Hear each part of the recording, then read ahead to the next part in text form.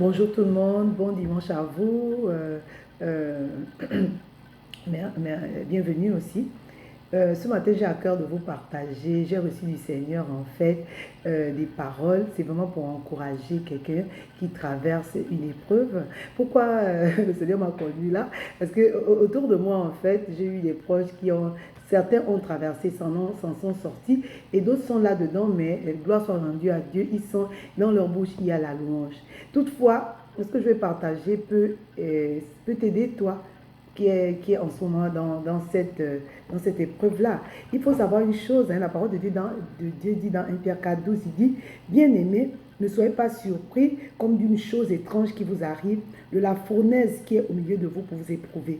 Il dit, réjouissez-vous au contraire de la part que vous avez aux souffrances de Christ, afin que vous soyez dans la joie et dans l'allégresse lorsque sa gloire apparaîtra.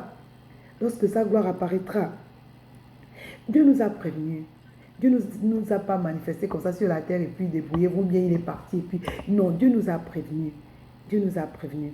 Il dit aussi que le malheur atteint souvent le juste, mais l'Éternel l'en délivre toujours. Lorsqu'il permet l'épreuve, lorsqu'on est éprouvé, le Seigneur délivre toujours ses enfants. Délivre toujours, pas de temps en temps ou des fois où non, l'Éternel nous délivre toujours, toujours. Il faut que ça entre quoi, parce que la parole de Dieu est esprit et vie. Il faut véritablement recevoir cette parole-là. Et il dit,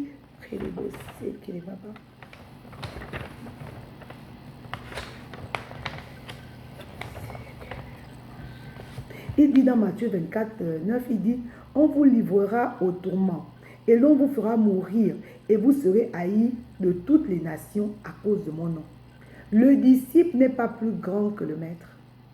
Si on l'a persécuté, on sera persécuté. On sera persécuté. Dieu permet les épreuves, mais la bonne nouvelle, c'est qu'il est l'alpha et l'oméga. Il met des bornes, en fait. Il met des bornes. Lorsqu'il dit que tout concourt au bien de ceux qu'il... Il fait toutes choses concourent pour le bien de ceux qu'il aime. Ça veut dire que l'épreuve est là, il permet l'épreuve. Mais il prend cette épreuve, ça ne vient pas de lui, mais il permet. Il prend cette épreuve-là et il fait... Comment ça? Il met ça à notre...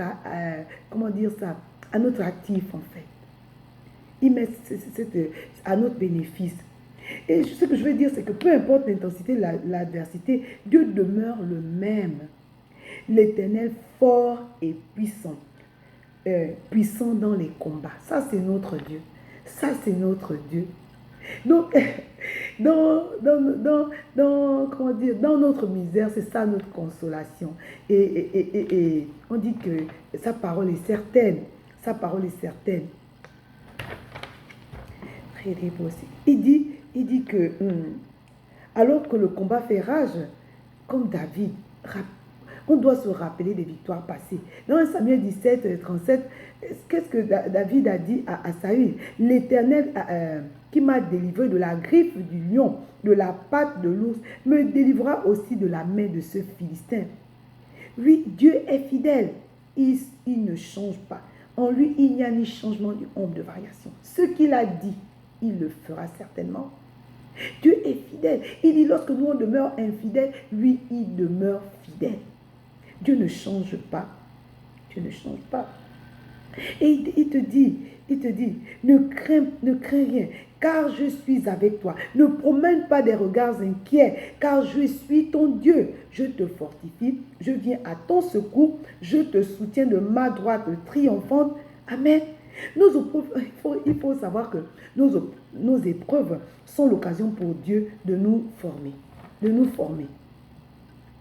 de nous faire grandir, afin de glorifier son nom. Afin de glorifier son nom.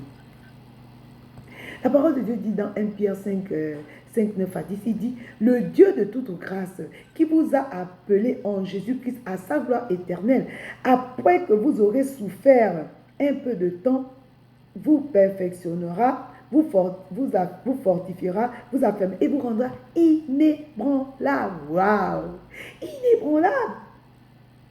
Alors il te dit, fortifie-toi et prends courage. Fortifie-toi et prends courage. Fais comme Paul et Silas, on a parlé de l'action de grâce, la louange, alors que tu l'as dedans et que c'est, comment tu appelles ça, il n'y a pas d'issue. Faisons comme Paul et Silas à la prison. Alors que c'était à minuit, on précise minuit. En fait, minuit, ça veut dire qu'ils étaient au paroxysme de leur douleur. Mais qu'est-ce qu'ils ont choisi de faire?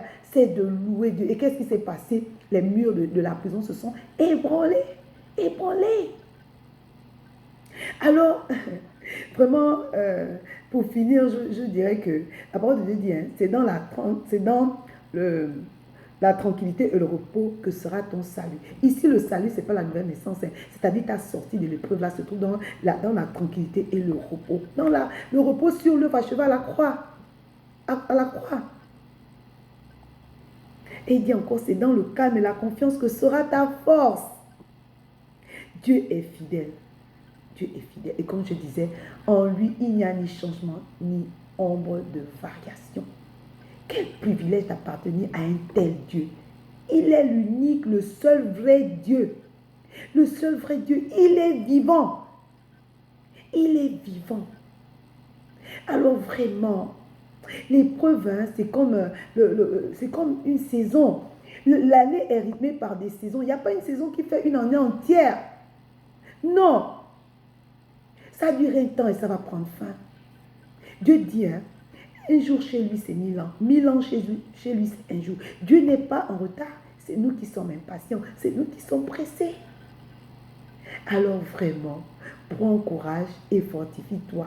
C'est un ordre qu'il te donne. Allez, demeure béni et à la prochaine. Merci.